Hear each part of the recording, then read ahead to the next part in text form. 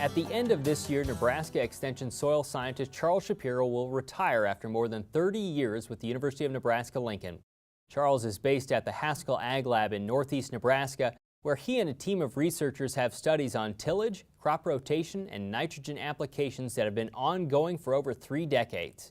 If you've watched our previous interviews with Charles, you've no doubt heard him urge growers to do one thing when thinking about nutrient management strategies: take a soil test. We recently talked with Charles to ask for his final recommendations generated from years of research results. When we make a fertilizer recommendation, we base it off generally what the productivity is as reported by the grower. And so for nitrogen, if they think they're going to get 300 bushel yield, we'll fertilize for that.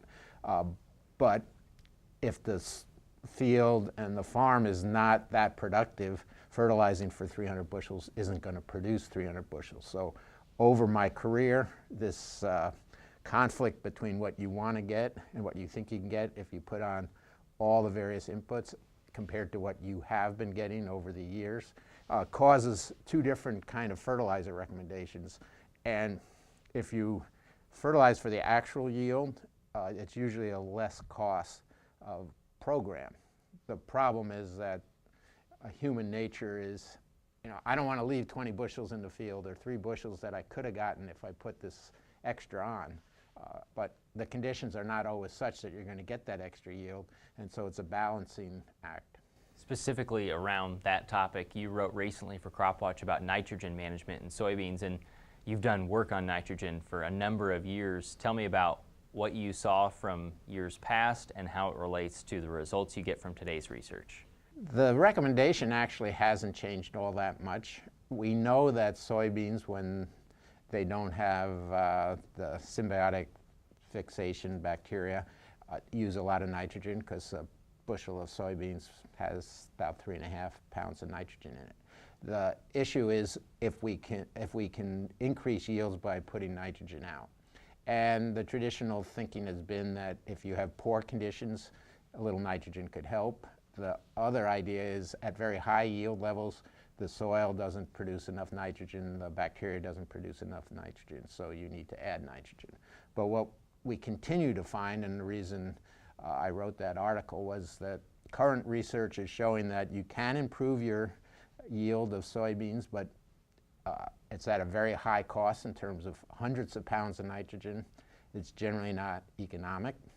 So I think it's established that soybeans in the future will probably need nitrogen. It goes back to that aspirational and actual. How much nitrogen does it need to add 2 or 3 bushels of soybeans? And usually it's in the hundreds of pounds. One of the awards you received, of many, I'm sure, was around UNL's soil test procedures. Explain how UNL determines their soil nutrient recommendations.